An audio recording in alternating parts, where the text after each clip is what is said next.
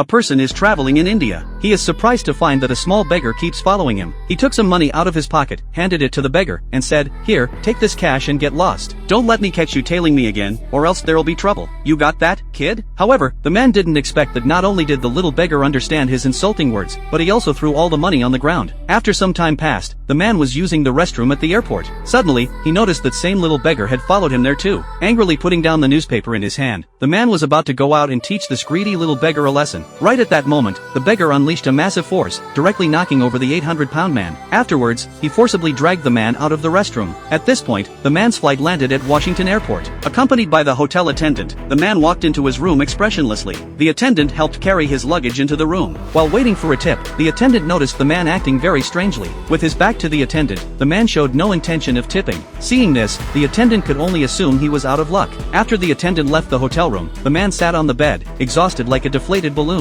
His body then began to ooze ketchup, quickly staining the white hotel sheets red. Strangely, his eyes turned red too. When the police arrived at the hotel the next day, they found no signs of a struggle at the scene, nor any indication the man had been infected with a virus. They only discovered a set of fingerprints the size of a child's palm on the edge of the bedsheet. They had no idea where these fingerprints came from. However, after the doctor performed an autopsy on the man, he discovered that most of the man's internal organs had been bizarrely ruptured. What puzzled the doctor even more was that although the man clearly died in the hotel room the previous night, his estimated time of death was between 24 to 36 hours ago. In other words, the man had already met his maker before boarding the plane in India. The next day, the detective called to inquire with the Indian consulate about any related cases. He learned a shocking piece of news. 3 weeks prior, an American businessman named Brace had died in a hotel in the same manner as this man. When the doctor reviewed Brace's autopsy report, he unexpectedly discovered that Brace weighed 238 pounds, but his passport showed 205 pounds, a difference of 33 pounds.